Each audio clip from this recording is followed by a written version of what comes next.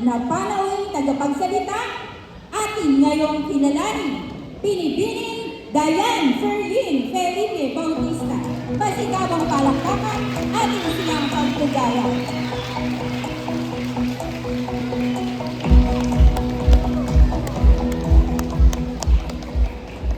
Maraming salamat po sa aking grade 1 teacher at grade 1 advisor, Ma'am Liberty Tolentino. To all our distinguished guests for today's celebration, happy birthday po sa kay Ma'am. To our principal, Sir Cornelio Roque, sa ating magaganda at nagkikisigang guro, yes, ang daming familiar faces po. Ayan sila Ma'am Annette, sila Ma'am Esty, ayan. Dear parents na super proud sa kanilang mga anak ngayon, kahit na nakatayo at naiinitan na. Sa aking lolo Iko, Lola Julieta, mga tito at tita, pinsan at pamangkins, mga kapitbahay, those familiar faces po, na nandito ngayon para sa kanilang mga anak. Ang aking kaibigan na gumayo pa para mag-support, Edmond Clet, my mama, Maylin, and Papa Ferdy, na di ko man hilingin ay laging nakasuporta. Pati ang aking partner sa lahat-lahat, Francis Acosta, and my not-so-baby boy, si Andre. Mahal ko po kayo. And of course, to our dear students na pinakamasaya ngayong sineselebrate natin ang inyong tiyaga at pagpupunyagi. Isang magandang umaga po sa ating lahat. Palakpakan muna nga po. Ayan.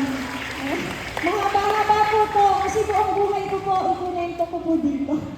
Handa po ba kayong makinig? Naku, very good naman.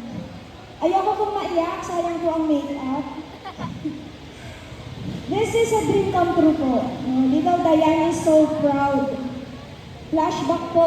Noong ako ay tulad yung nakaupo sa inyong kinakaupuan, sobrang pakikinig ko po sa aming guest speaker noon. At nabuo ang pangarap na sana ba ng araw, maimbitahan din po ako para maka-inspire. Doon po sa dati ninyong entablado, doon ko po nabuo ang pangarap kong kumanta, na ngayon po ay nagiging source of income ko na, exposure sa TV, at nakakatulong ng sobrang laki po sa aking pamilya.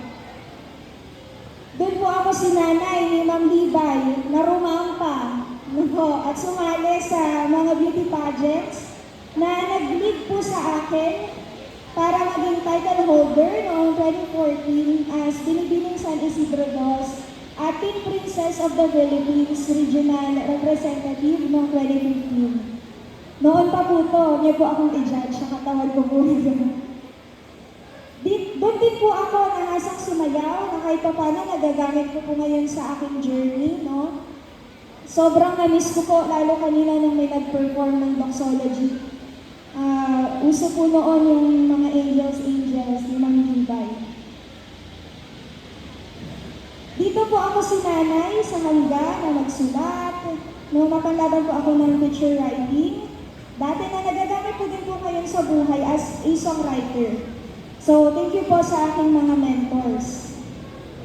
Gusto ko din pong i-grab ang opportunity po na to thank all my former advisors and teachers from kindergarten to grade 6. Yung iba po namaalaman ng maaga.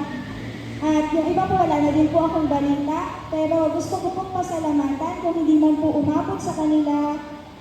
Gusto ko pong pasalamatan pa rin po sila. My kindergarten teacher, Ma'am Bioli, my grade 1 advisor, si Ma'am Libay, na naging tulay bakit po ako narito ngayon. Maraming salamat po. At sabi po niya, wala daw po siyang favoritism. Pero nung nag-aaral po ako, ramdam ko talaga na teacher's pet po ako. No? Sa aking grade 2 teacher, Ma'am Santos, Grade 3, Ma'am Mercy Tan. Sa akin, grade 4 advisor, Ma'am Annette. Salamat po. Grade 5, Ma'am Ria Del Rosario Manalo. Ma'am Susan Javier, noong grade 6 po. At sa mga naging guro ko po na nakita ko po ngayon, sila Ma'am Annalisa Lambao, Ma'am Shirley, at marami pa pong iba. Maraming salamat po sa inyong tulong. Dahil dito, masasabi kong lahat ng natutunan ko sa paaralang ito po ay nagamit ko sa buhay ko. Natuto akong linangin yung mga skills na meron ako dati at ipalabas yung mga hidden talents na hindi ko naman na-expect na meron pala ako. Tulad po ng pag-arte. Gusto niyo po ba ng sample? Okay po. Mamayang gabi.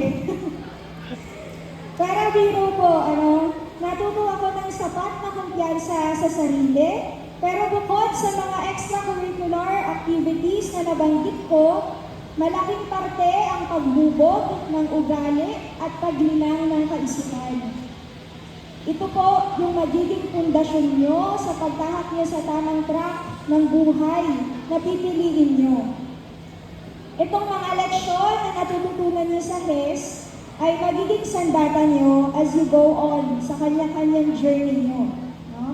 Baunin nyo po yung mga aral na natutunan nyo dito sa hangga sa mga taon na pamamalagi nyo. At huwag nyo kakalimutan kung saan po kayo nagmula, kung saan po kayo nag-start. Tulad ko, alam kong hindi lahat ng memories niyo sa hangga, puro magaganda lang. Siyempre, may mga experience tayo na hindi masyadong kagandahan. Pero, gamitin niyo yun as inspiration para mas paghusayan pa. Gamitin niyo lahat, maganda man o pangit na karanasan, to be better. Ngayon po ay sineselebrate natin ang inyong pagtsatsaga sa isang taon na nakalipas. Pero, kalakip din po nito yung ilan sa inyo, yung lungkot. Dahil may ilan po dyan na baka next school year, lilipat na ng school, o kaya hindi nyo na po magiging kaklase. Masaya dahil mamaya madami kayong medals and awards. Pero sa kabila nun, merong lungkot. Parang ako po dati. Pag iniisip ko na di kami magiging magka-schoolmate ng aking best friend, na ngayon ay nandyan pa rin palagi para sa akin, no? I'm so lucky po na meron po akong Angela Amarille. Ayun po siya, yung naka-black. Na isa sa pinagpapasalamat ko po sa HES. Na dahil sa school na to, nabigyan ako ng chance makakilala ng tao na hanggang ngayon ay nagiging kasangga ko saan man ako mapadpad. Nagkahiwalay kami nung high school at nawala ng communication sa mahabang panahon. But here we are, gala-gala together. Hoping po ako na kayo din, mga bata, sana. Yung mga kaibigan nyo ngayon, magtagal pa din hanggang dulo. Kahit subukin man kayo ng panahon, magkahiwalay man kayo ng matagal, mamaya sabihin nyo dun sa mga friendly nyo, sa mga best friends nyo na, uy, hanggang dulo tayo ha. Sino po ba dito yung may mga friends? Siyempre madami, mga friendly ang batang HES. Siyempre po, kung may kaibigan kayo, meron din mga ilan sa inyo na nakaka-experience na magkaroon ng parang kontrabida sa buhay. Yung pakiramdam nyo may kakompetensya kayo. Di mawawala yung feeling na parang ang laging nakikipag-unahan. Na-experience ko din po yan. Yung pakiramdam na dapat mas magaling ako kay ganito. Dapat mas mahusay ako kay ganito. Dapat pinapansin ako ni teacher kaysa sa kanya. Na-experience ko po yan.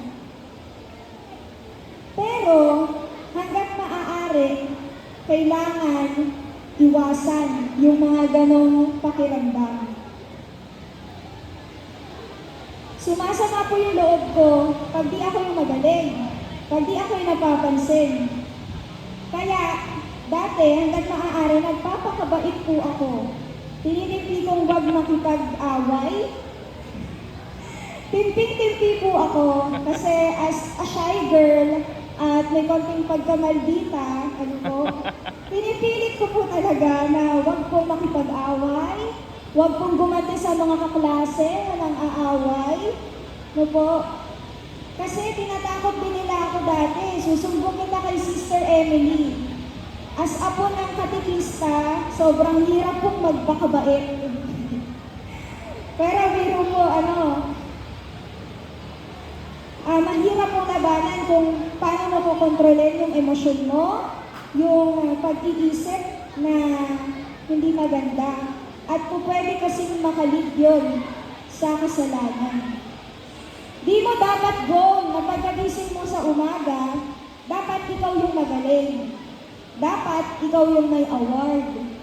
Kundi, dapat ang thinking mo, dapat mas maging better ako today kesa yesterday. Pakiulit na po, dapat maging better ako today kesa very good. Tatandaan niyo po yun. At sa pagpapatuloy niyong humarap sa habang ng buhay, hindi mawawala ang pagkatalo, failures. Makailang beses po kayong susubukin ng panahon. Tulad ko po, di ba po ako graduate ng college? Pero po, ako po ay nagkaanak agad. Well, that time, mali. Dahil sa kabila ng paghihirap ng magulang ko, nagawa ko pa din yung mga bagay na hindi pa dapat mangyari. Kaya laking pasasalamat ko sa magulang ko, sa pagtanggap at pag-unawa, at walang hanggang pagsuporta.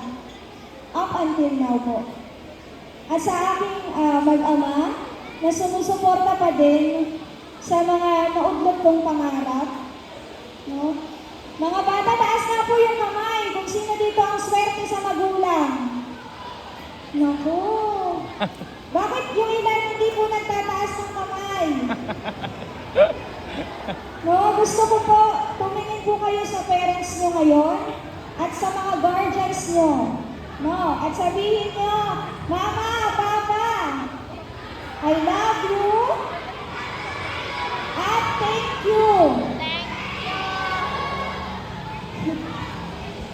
Lagi lang mga galit yan minsan. Minsan nagiging dragons din yan sila. Pero lagi niyo pong tatandaan na walang ibang iniisip ang parents nyo kundi kapakanan nyo. At hindi kayo maliligaw pag sumunod kayo sa mga payo ng inyong magulang.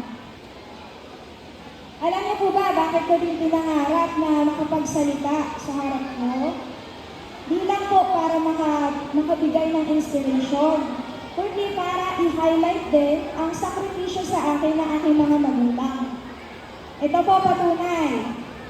Alam niyo po ba, nung ako nag-aaral ng elementary dito sa HES, lagi ako may nakikita ng estudyante dyan sa may tulay na nakakulay blue na uniform. At dahil gandang-ganda po ako doon sa uniform na kulay blue, sinabi ko kay Mama, Ma, gusto ko, doon ako mag-high school sa kulay blue na uniform. Fun fact, St. Mary's po ang tinutukoy ko na uniform. Kaya nagulat po ako, sa SACS po ako naka-enroll. Mali po ng pag-unawa ang aking parents po, Pero at that time, hindi ko po akalain na mahal pala doon sa school na yun. Kala ko kasi, walang bayad, mag-aaral ka lang. Alam ko, salat kami noon na yung mga luho na ibinibigay sa akin ng parents ko dito nung nag-aaral ako sa hanggang, hindi ko na po makukuha pagdating ko sa SACS. Kasi nga, mahal ang tuition fee. Pero, buti na lang. Mas mahal kasi ang ESNA that time. Kaya buti na lang po sa SACS ako na-enroll. Ang bahay po namin ay kubo. Pero di nagkulang parents ko, nagawan ako ng paraan dahil pinapangalagaan po nila ng sobra-sobra ang edukasyon. Si mama po ay volunteer health worker, BHW po siya hanggang ngayon. Kahit anong pilit namin dyan, kahit stress na, ayaw pa rin po niyang mag-resign. Ano po. Super loyal po niya. Ang papa ko po ay mangingisda. Minsan may huli, minsan wala. Na po, ganun talaga. Nakikisi-CR lang po kami paggabi. Pag napagsaraduhan po kami ng aming lolo at lola ng bahay, titiisin ko po yung ihi ko. Opo. Kasi wala po kami sariling CR. No? Pero ngayon, may CR na po kami. Palakpakan naman po! Opo, achievement yun, may CR na kami. Matagal ko po pinangarap magkaroon ng CR sa bahay. Ano po? Pero imagine, no? Back po tayo dun sa aking pagpasok ng high school. Pinilit nila akong ipasok sa pribadong paaralan. Kahit mahirap, kahit sobrang mahal pala doon. Para po sa amin na hindi naman mayaman, sobrang mahal po sa SACS ang tuition fee. Kaya nga, pagka nauubusan na ng pangungutang si mama sa mga kapitbahay, kung kani-kanino, 5, 6, lahat po, inabot na po ng aking mama ang pangungutang. Minsan, nasasabi ko sa kanya, ayan kasi, pinipilit nyo. May mura naman na school, bakit sa SACS pa? Pinipilit nyo kasi hindi nyo naman kaya. Singit ko lang din po, di po kami nakasali sa 4Ps kasi private school ako. Pero di nila alam yung challenges ng araw-araw namin hinaharap mula pang baon. Sobrang hirap po. Never po ako nakapag-exam na wala po akong promissory note na nangangako na magbabayad kami sa katapusan hanggang maubos na po ang katapusan. Nung nakatapos po ako ng high school, nag-try po ako mag-exam ng scholarship sa LCUP at nakapasa naman po. Kaya pasalamat po ako sa mga taong tumulong po sa amin, nagpautang. No? Tinatak ko po yun sa isip ko na someday, one day, dapat makapagbalik man lang ako kahit konti. Dahil yung tulong nila sa akin, hindi ko po yun mababayaran. Hindi pa po sapat kahit anong ibigay ko. Dahil baon din sa utang, na po ang magulang ko at ang kapatid ko po ay nag-aaral din po sa private school that time. Sobrang nahirapan po kami. Kahit pareho po kami scholar ng aming kapatid, di pa din po naging madali yung college. No? Dahil kahit scholar, may binabayaran pa rin po. Kaya nga tuwing po ako ay nagkakamali, especially nung ako po ay nagkaanak ng maaga, di ko po pinagmamalaki, no po, pero ito po ay tunay na nangyari po sa buhay ko. Sobrang pagsisisi, pero tuwing nakikita ko po ang anak ko, nare-realize ko na baka may rason pala talaga ang lahat. Kaya ngayon, ayoko po na gumaya kayo sa akin, no? Mga bata pa kayo. Dahil marami pa kayong pagkakataon at marami pa kayong maririnig na leksyon. Kaya madami pa kayong pagkakataon para gumawa ng naaayon. Ngayon pa lang, isipin nyo mabuti, lahat ng hakbang na gagawin nyo sa buhay nyo, no, bago kayo kumilos. Magkakaiba po tayo ng tadhana, mga anak, no? Hindi ko maganda yung nangyari sa akin at yung naging resulta ng pagkakamali ko noon, okay lang yun at tama na yun. Ngayon, kung magkamali man kayo, lagi nilang tatandaan na bumangon at bumawi. Di ko po mapapagmalaki na nakabawi na po ako sa parents ko. Sa lahat ng ginawa po nila para sa akin. No? Pero ginagawa ko po lahat ng aking makakaya para kahit po paano maramdaman nila na okay na. Ano po? Marami man kayong pagkakamali na magagawa, pero maiiwasan yun kung lagi niyong itatatak sa isip niyo kung ano ba talaga ang gusto niyong mangyari sa buhay niyo. Nung ako po nagkaanak, pinilit kong pagsabayin ang pag-aaral sa umaga at singing contest sa gabi. Habang ang anak ko, ang magulang ko pa din po ang nag-aalaga. Sa ngayon, kapatid ko po nasa kolehiyo ang tumatayong parang nanay na ng anak ko dahil nagtatrabaho po ako. Ito. Habang sila mama at papa, busy naman po sa kanilang maliit na business dyan po sa store day sa may arko. Sa kabila ng lahat ng challenges, pagdapa, pagbangon, kahirapan, awa po ni Lord, nakapagtapos po ako ng Bachelor of Secondary Education, major in Mathematics, ng cum laude. At naswerte po kapili upang makapag-deliver ng graduation speech noong aming graduation. At the same year, kagaya po ng narinig niyo po kanina, ako po ay naswerte din na makapasa bilang lisensyadong guro. Ngunit napadpad po ako sa ibang po sa akin na trabaho sa port area bilang supervisor sa office setup. Dahil gusto ko mapagsabay ang pagtatrabaho at pag-awit, nagdesisyon muna po ako ngayon na isang tabi muna yung pagtuturo at i-pursue ang isa ko pang pangarap while may permanent job din po ako na para po sa aking pamilya. Bakit po? Dahil alam ko po na posibleng mawalan po ako ng boses, pag namaos, pag sinipon, pwede po ako anytime na bawiin sa akin yung talent na binigay ni Lord. Kaya sa ngayon, pinili ko muna po ang pag-awit. Ano po? Dahil ang hirap pong pagsabayin pag nagtuturo ka sa umaga, tapos kakanta ka sa gabi. No? Kaya, mga bata, wag niyong papagalitin na si teacher. Malinaw po ba? Opo, dapat love niyo si teacher kasi po sobrang hirap po maging teacher. May sarili po silang pamilya pag uwi nila sa bahay, pero trabaho pa din para sa inyo. Kaya, dapat po, behave lang at susunod. Ang dami pong choices sa buhay. Tandaan niyo lang, kung kumpleto ka, kung ano man ang kahinatnan ng buhay mo, ikaw ang tunay na masaya. Doon ko masasabi na ako po ay successful na. Wala man po akong maraming pera, mayaman lang po ako sa pagmamahal. Ito po ang patunay. Buong pamilya ko po halos ang kalbo. Sumama talaga yung mga friendship ko dyan. Ano po?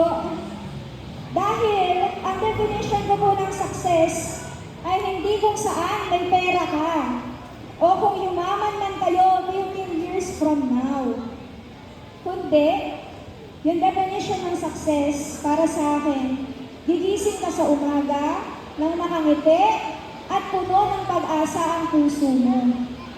Yung simpleng gigising ka ng positibo dahil alam mo kahit maraming problema, kayang-kaya mong solusyonan. Basta lagi din magdadasal. Lagi niyong iisipin na sa pagharap niyo sa hamon ng buhay, lagi niyo dapat daladala ang dalawang salita. Respeto at pagmamahal. Naniniwala po ako na pag yang dalawa na yan ang lagi mong baon, hindi ka maliligaw.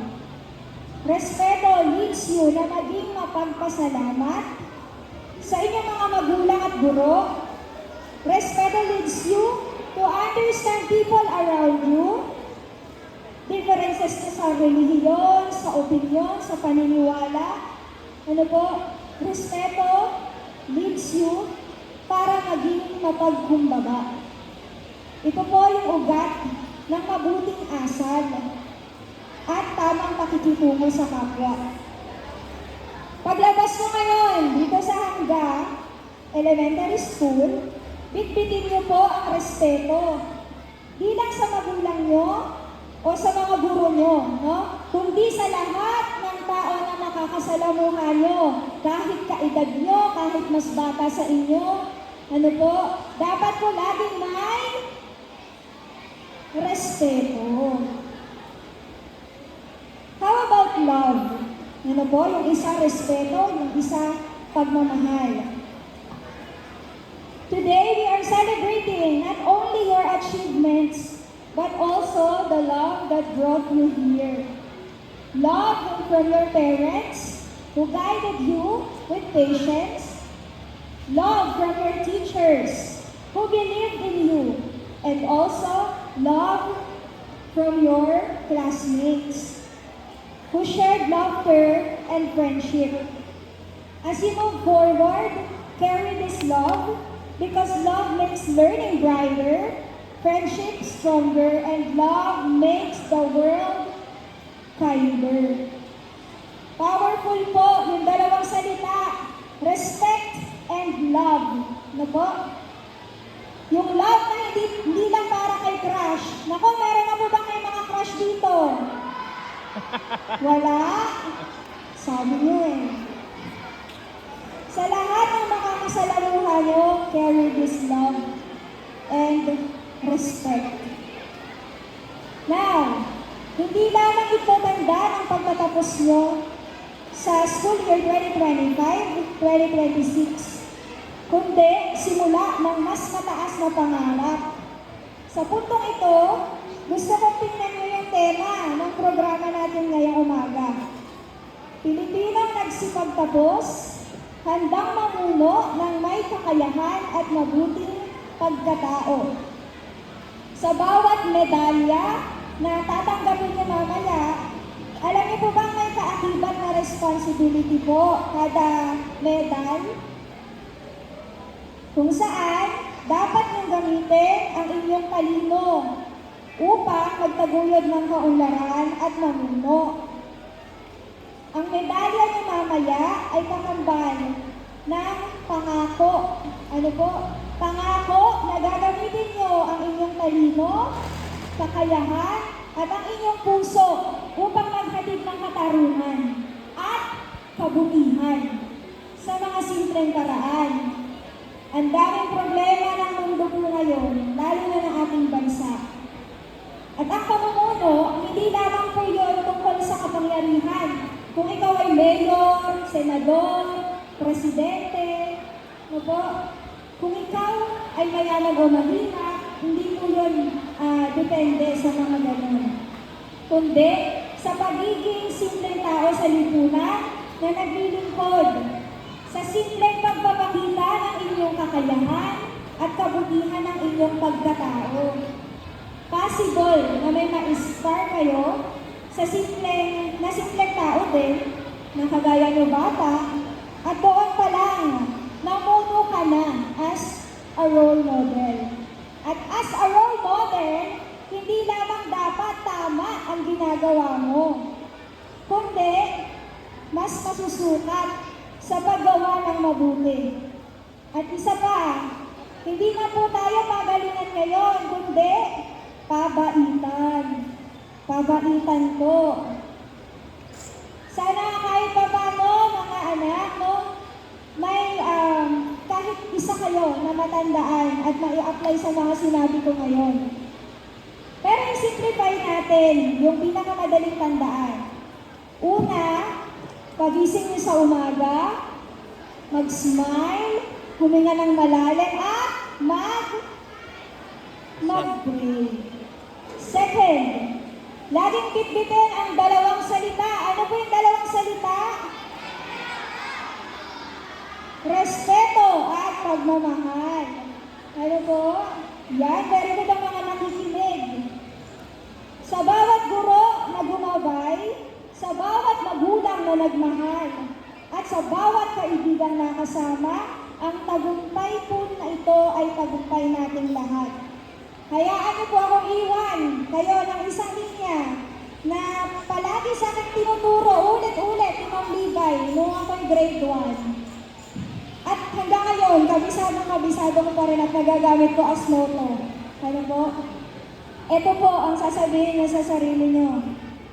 I believe in saying that if others can, why can't I? So, I will do the best I can to be able to have a better future. And I